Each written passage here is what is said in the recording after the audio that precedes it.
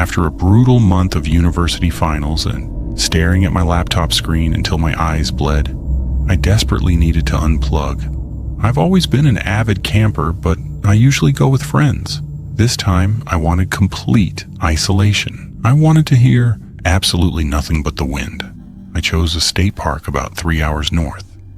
It was late October, midweek, so I knew the park would be essentially empty. I arrived late in the afternoon, bypassed the main family campgrounds, and hiked about 2 miles down a primitive, unmaintained trail to a spot I'd found on Google Earth. It was a small clearing completely swallowed by old-growth pine trees. Perfect. By the time I got my tent set up and a small fire going, the sun had dropped and the temperature plummeted. I ate a quick dinner, read a paperback by the firelight, and climbed into my sleeping bag around 10 p.m. I fell asleep almost instantly, wrapped in that deep, heavy silence you only get in the middle of nowhere. I woke up suddenly. I didn't know what time it was, but the fire was completely dead. The forest was pitch black. I lay there, in my sleeping bag, staring up at the nylon ceiling of my tent, trying to figure out what had woken me. For a minute there was nothing, or just the dead, cold air. Then I heard it, about 20 yards away, a heavy footstep on dry pine needles. I froze.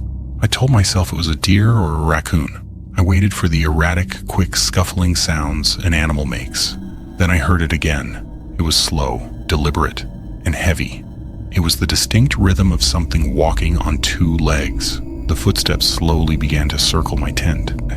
Whoever it was, they were taking their time, keeping a wide perimeter. The sheer terror I felt is impossible to describe. I was 2 miles from my car, miles from any other human being, zipped inside a thin nylon bag.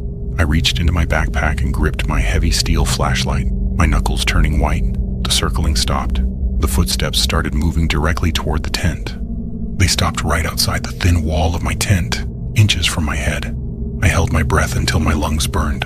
Then something gently dragged along the outside of the tent fabric. It sounded like fingernails slowly tracing the nylon from the top of the dome all the way down to the dirt.